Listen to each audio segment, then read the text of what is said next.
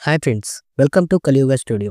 ఈ వీడియోలో నేను మీకు శ్రీశైలం ప్రాంతంలో ఉన్న నందుల గురించి చెప్పబోతున్నాను.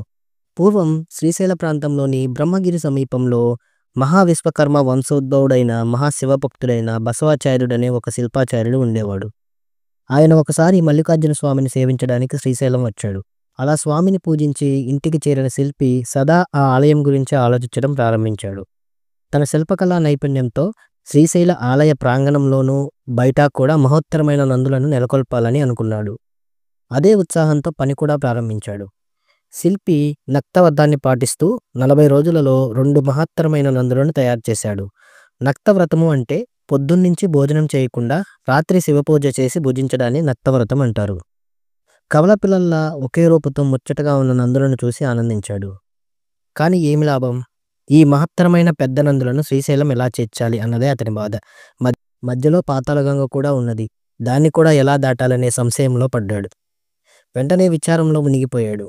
నిద్ర కూడా పట్టలేదు. అర్ధరాత్రి గడిచాక మత్తు వచ్చినట్లు కళ్ళు మూసుకున్నాడు ఆ శిల్పి. వెంటనే ఒక కళ, ఆ కళలో స్వామి కరుణించాడు. స్వామి శిల్పితో ఇలా అన్నాడు: భక్త, నీ సంకల్పం మహత్తరమైనది. నీ శ్రమ ఫలించింది. ఇవిగో ఈ పలుపుత్రాలను తీసుకొని నందుల మెడకు తగిలించు. వెనక్కి తిరిగి చూడకుండా శ్రీశైలం చేరుకో అని అంటాడు ఆ శిల్పితో. వెంటనే కళ్ళు తెరిచి చూశాడు ఆ శిల్పి. ఎదురుగా పరుపుత్రాళ్ళు కనిపించాయి. సంతోషంతో ఉక్కిరిబిక్కిరయ్యాడు. వెంటనే ఆ త్రాళ్లను నందుల మెడకు తగిలించాడు. త్రాళ్లను చేతబట్టి శ్రీశైలానికి బయలుదేరాడు. తెల్లవారుజామునకు పాతాళగంగను చేరుకున్నాడు. అలాగే కృష్ణానదిని దాటసాగాడు. నీటిలో కొంత దూరం వెళ్ళాడు. రెండో ఒడ్డుకు చేరబోతున్నాడు. ఒక నంది అతని ముందు ఉన్నది. ఇంకొకటి వెనక వస్తున్నది.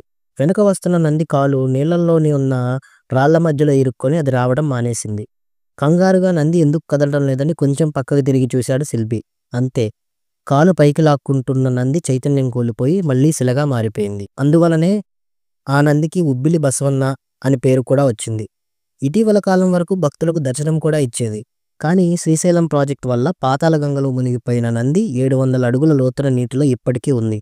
ఆ పాతాళగంగలో మునిగి ఉన్న రెండవ నంది ఈ ఉబ్బిలి బసవన్న.